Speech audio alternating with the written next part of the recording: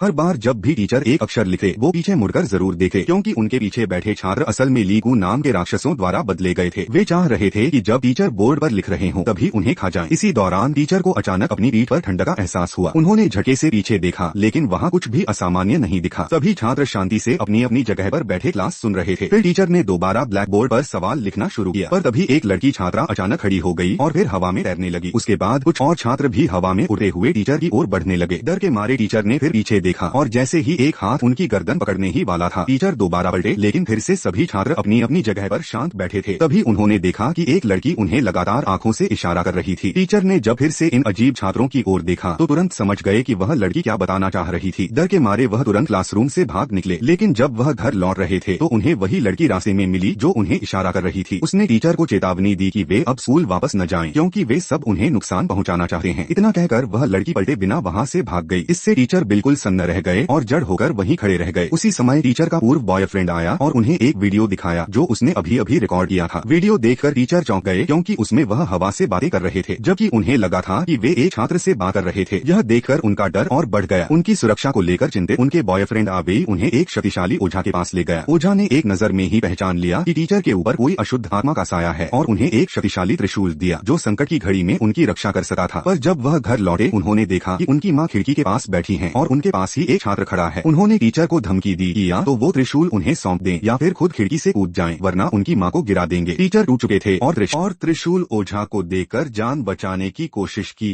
पर जैसे ही त्रिशूल ने चमकना शुरू किया, छात्र और अधिक क्रोधित हो गया और उसने टीचर की माँ को खिड़की से नीचे गिरा दिया। अपनी माँ की दर्दनाक हालत देखकर टीचर का दिमाग फट गया और जैसे उन पर भूत सवार हो गया, उन्होंने त्रिशूल से छात्रों पर टूटकर हमला कर दिया। हर एक वार में एक छात्र ढेर हो गया। कुछ ही क्षणों में उन्होंने सारे छात्रों